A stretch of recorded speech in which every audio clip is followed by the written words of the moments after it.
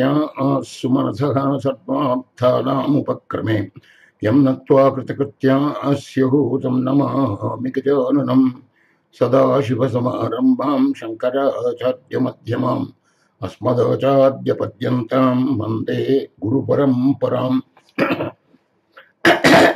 Yoginam Vishwanathakyam Naspantata Swarupinam Atmalabhat Param Labham Vaktaram Nagadachana Gita-artha-grantha-kartaram Sri-Gurum Pranamamyaham Yauntah Pravishyamevacham Dhritim Buddhim Prachodayat Om Namah Sababhyas Sabapatibhyascha Om Namah Om. Friends, we are going to be doing Sanatana Dharma number 40th talk today, entitled Triumvirate of Hindu Philosophy. You know what the Triumvirate is: Shankara, Ramanuja, and Madhva. They are the three great giants of Hindu philosophy.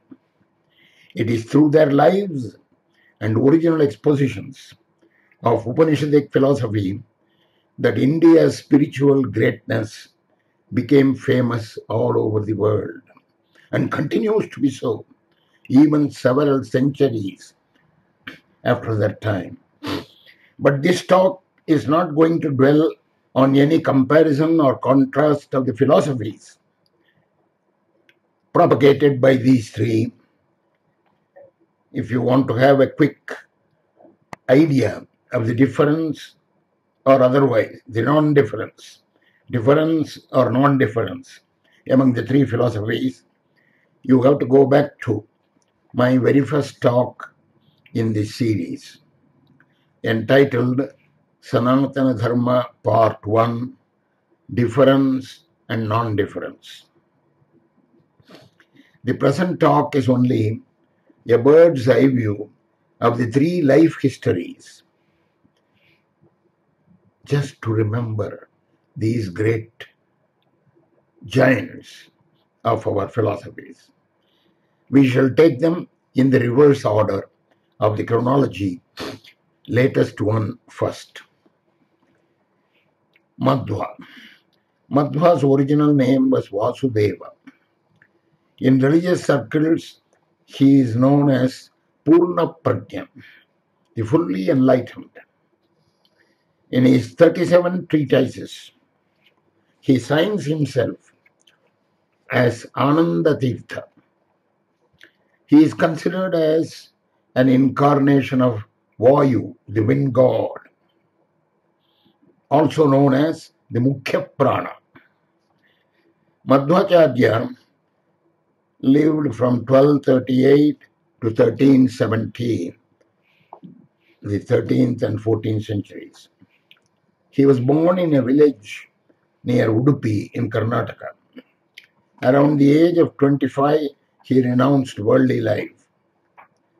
He was not only a scholar sannyasi, he was a giant in physical strength as well as in psychic powers.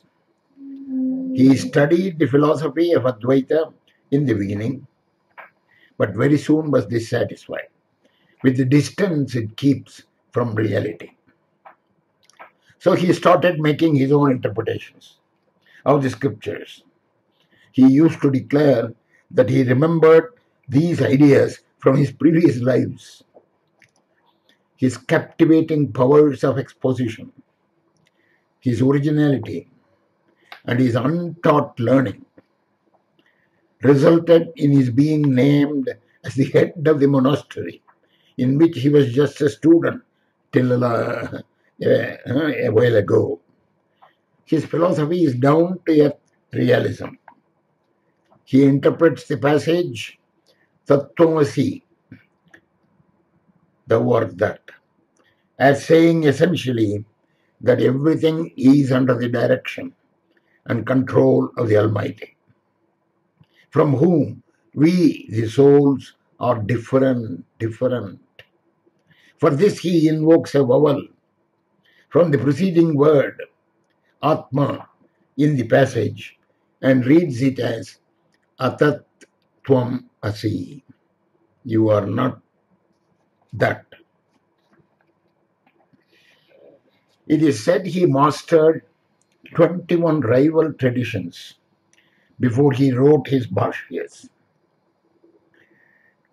His Mahabharata Tatparya Nirnaya. Tatparya Nirnaya means fixing the purport.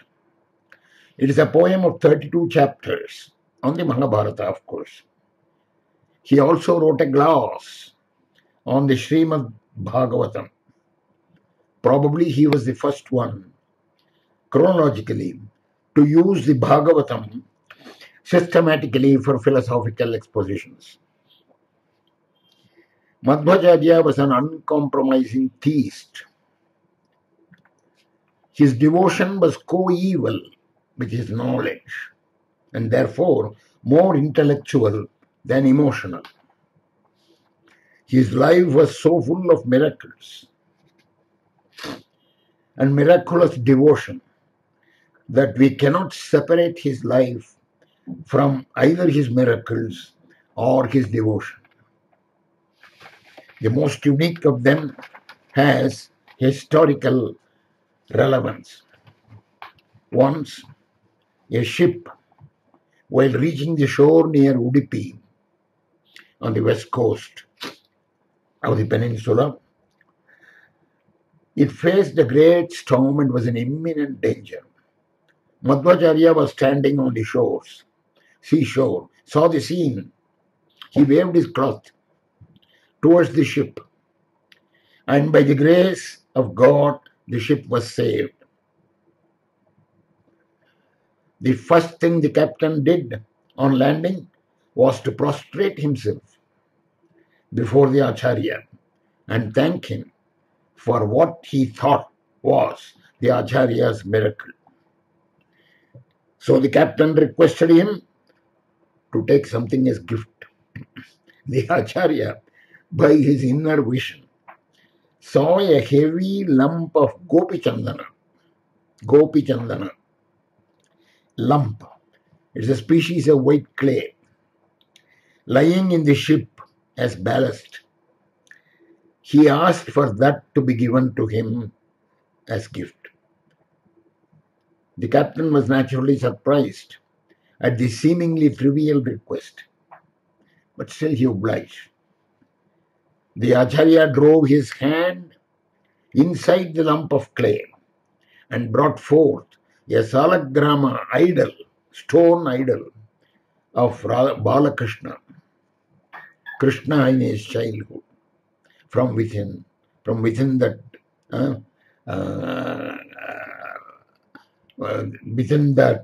Gopi Chandana lump. The idol was so heavy that the very fact that the Acharya could carry it singly, all by himself, was itself a miracle.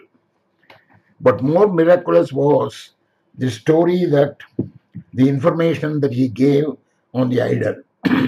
It appears it was originally made by the divine architect Vishwakarma, and it was kept by no less a person than Rukmani herself, the queen of Dwaraka, Krishna's wife. That was when the Dwapara Yuga. So when Dwaraka was submerged in the sea at the end of Krishna's time, the idol was lost. That was the idol which the Acharya had recovered now. He has almost unearthed it. It adorns the temple of Udupi even today. The end of Madhvacharya's life was equally miraculous as was his life.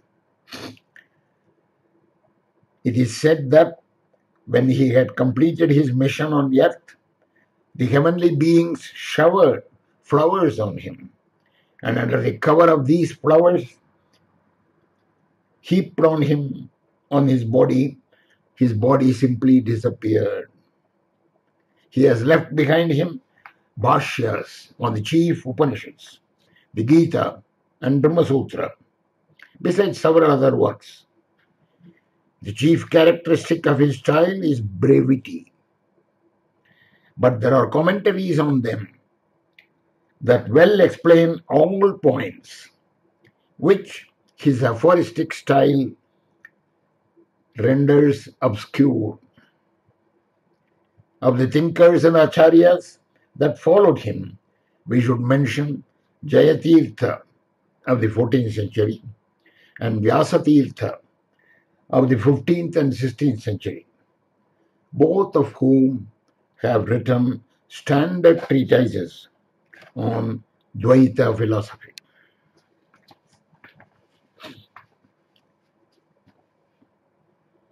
We go to Ramanuja now. Ramanuja, 1017 to 1137 of the Christian era, common era, was the first propagator of Vishishtadvaita on a national scale. He had predecessors in the field, of course, like Yamunacharya. But Yamunacharya's efforts did not result in any systematic doctrine. Though Shankara lived several centuries before Ramanuja and propagated Advaita, Shankara's terse logic was ununderstandable to the layman. On the other hand, the other word descriptions of Ramanuja, almost first-hand, as it were, carry conviction to the faithful. His masterly commentary on the Brahma Sutras and by his independent treatise entitled Vedartha Sangraha, Ramanuja establishes that jnana and bhakti are not entirely different. Bhakti of the emotional type rather than the intellectual type would be the most effective means to attain moksha. Before Yamunacharya died, he had the divine inspiration to call for Ramanuja and decree that the latter should fulfill his mission. When Ramanuja arrived on the scene, the elder Acharya had already died. Ramanuja went near the dead body of the great preceptor and found that 3 fingers of the dead saint's right hand were folded and clenched. Nobody around could explain the phenomenon. Ramanuja guessed by intuition that the clenched fingers represented his 3 aspirations and his message to himself, to Ramanuja, the aspirations of Yamunacharya and his message to Ramanuja. Ramanuja then gave out, one after another, 3 declarations, as if it were a telepathic reading of the dead silent saint's wishes. It was nothing but spiritual telepathy.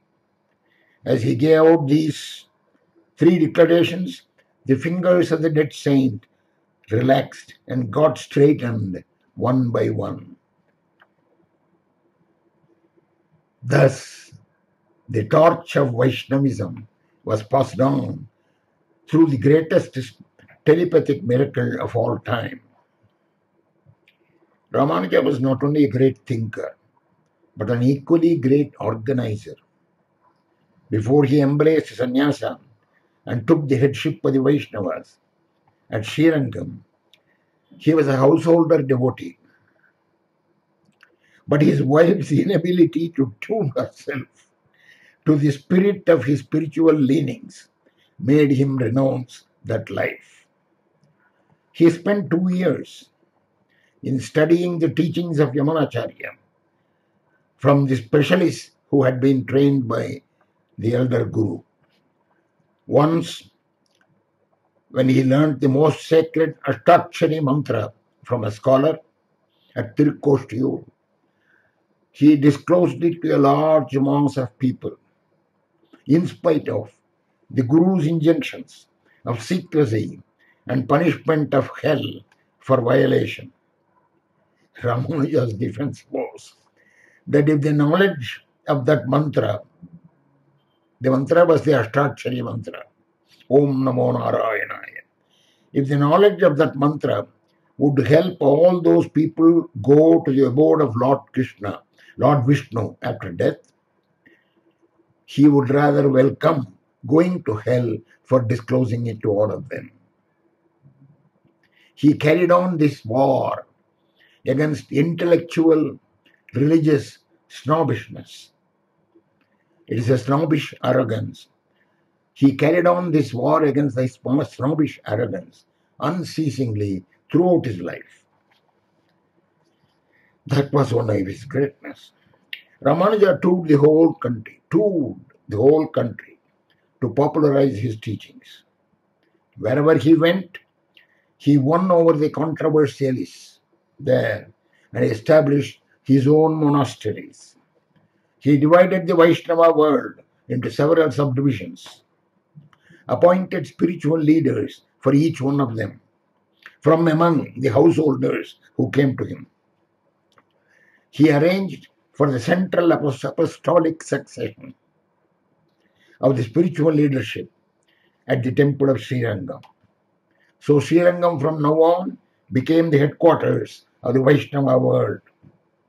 He displayed towards all, and in particular towards the lower class, a unique compassion and sympathy, and gave everybody a place in the Vaishnava world by allowing them to wear the caste marks of Vaishnavism, to follow the Vaishnava customs and habits, and to recite the Prabandhams, the Tamil works of the great Alvars. The message that Ramanuja left for posterity and the world went home, not only in his home, the heartland of South India, but in the entire country up to distant Kashmir. Many of the great medieval masters, reformers of India, drew inspirations from him. He was the first to synthesize the teachings of the Vedas, Brahma Sutras, and the Gita. He synthesized the teachings with those of the divine Prabandhams in Tamil. That the Lord is both the goal and the path.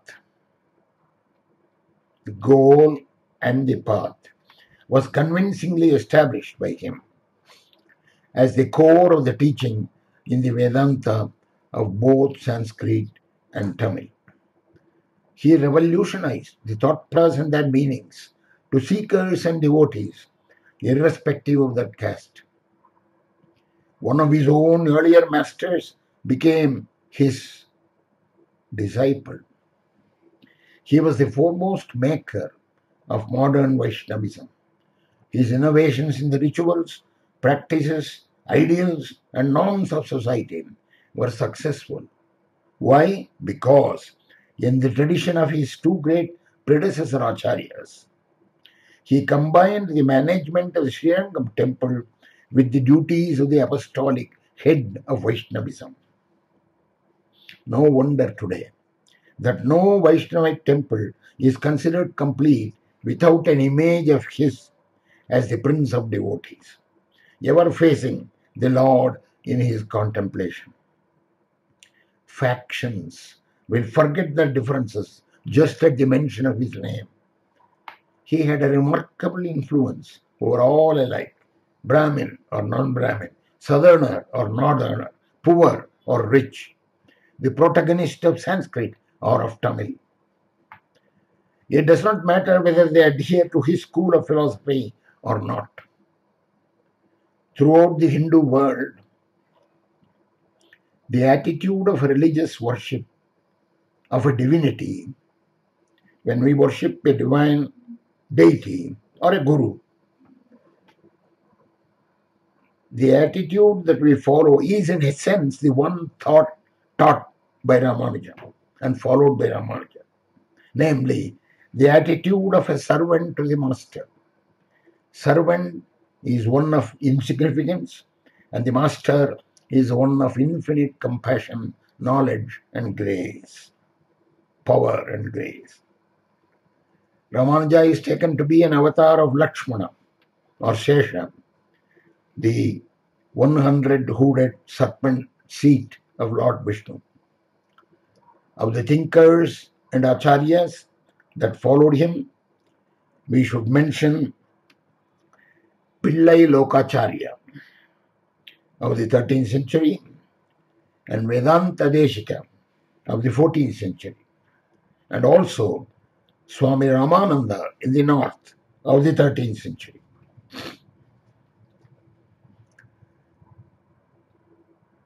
Now we go to Shankara. One of the earliest mystic masters of India is Shankara, certainly. 788 to 820 of the Common Era, but according to one school and according to another school is before Christ. He is more properly known as Adi Shankaracharya. The prefix Adi meaning the prime, the original, the first. Shankara's interpretations of Vedanta have so dominated the intellectual life and thought of the country and has become so well known in the rest of the world that his work has almost become synonymous with Vedanta, in spite of the fact we saw that other interpretations do hold and exist and followed widely. One measure of Shankara's influence is the following. It is very difficult for anyone, either Hindu or a non-Hindu, to read Indian religious texts without unconsciously seeing them through the general interpretation given by Shankara, that all that you see is one, is permeated by the Lord, and they are not different. This general interpretation given by Shankara will be the undercurrent of everything that you read. The great temples and holy places of India, where he lived, preached, and prayed, have made his name legendary and have left an indelible image in the Hindu mind.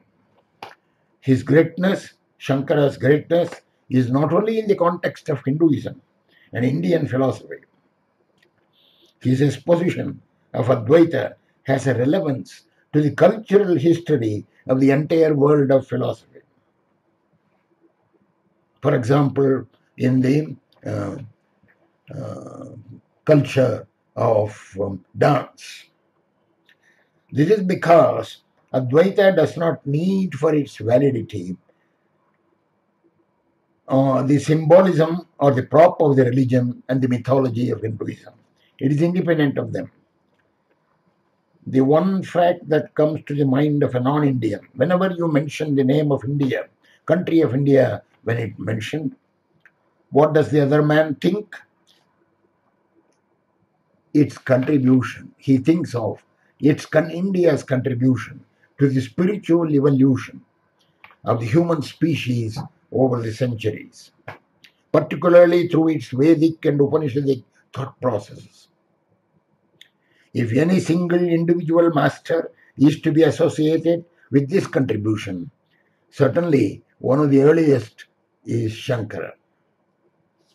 He was not only a great philosopher who professed a sophisticated philosophy with precision and clarity, but he was a great reformer also. In his short span of 32 years, he achieved what no one ever before or after Sanskrit. At the age of 6, he had already learned whatever formal learning there was at that time. At the age of 8, he was ready to renounce the mundane world, along with his glamour, and he did, almost by a miracle, with the permission of his only living parent, namely the mother. Before the age of 12, he had found his formal guru on the banks of the Narmada. at his feet, he reached the shores of all existing knowledge. By the age of 16, he had already written his famous commentaries on the Upanishads, the Gita, the Brahma Sutras, Vishnu Sahasranama, Sanat Sujatiyam. These commentaries have stood the test of time for more than a millennium. It will so stand for several more millennia to come. Before the end of his life, he had toured by foot the entire subcontinent 3 times and more, established several religious organizations called mutts, of whom 5 were the most famous and are still carrying the torch. He carried on verbal debates with almost 76 other schools of religious thought and brought them all under his banner of Advaita. Left behind him scores of devotional poems, at least one for each deity or temple then known in India.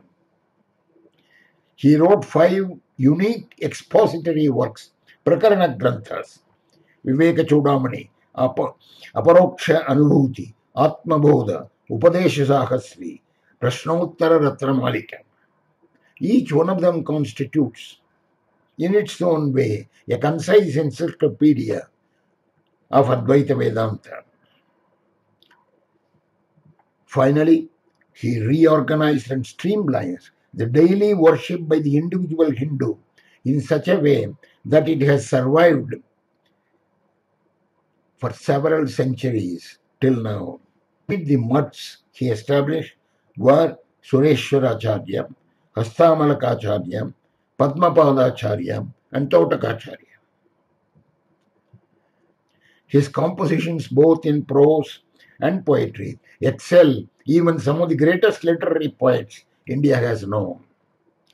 He was not only one of the deepest thinkers in the world, but he also had the unique distinction of being very lucid in his exposition of his thoughts.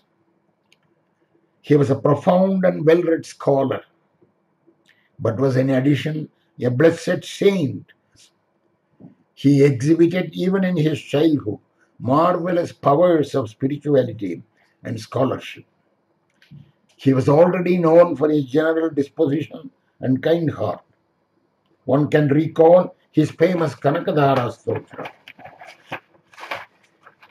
composed and recited just to benefit the poverty-stricken housewife. She was able to give him just an amalaka fruit, but he was able to. Shankara was thus a great mystic and yogi who had a direct perception of the infinite consciousness. At the same time, he was also a practical socio law, logic, rules of grammar, etymology were as supreme as his devotion. He synthesized in his one personality a thinker, poet, scholar, blessed devotee, mystic, reformer, humanist, logician, lawyer, and life has not perhaps been paralleled by anyone in the history of the world, either before or after his time. Of the thinkers and Acharya, we should mention Vidyaranya of the 14th century, Apaya Dikshita of the 16th century, Madhusudana Saraswati of the 16th century, and Ramana Maharshi of the 20th century. I narrated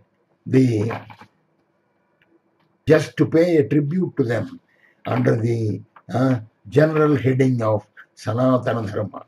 Without them, Sanatana Dharma would not be what it is today. Gobrahmanebhya shubhamastu nityam loka samasta sukhino bhavantu. Om.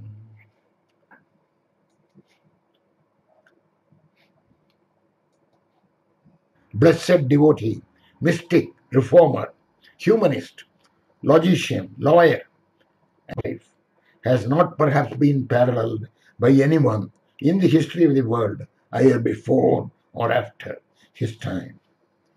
of the thinkers and Acharya.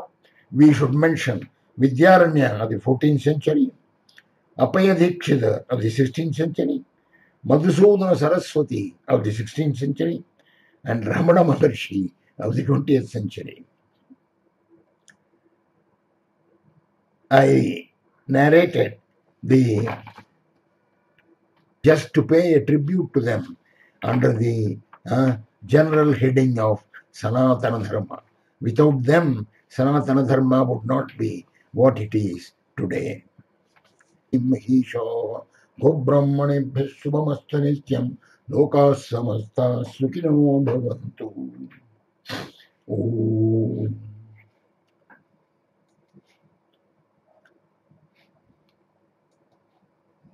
What it is today. Mahisha Gobrahmanebhya Shubhamasta Nityam Loka Samasta Sukhino Bhavantu. Om.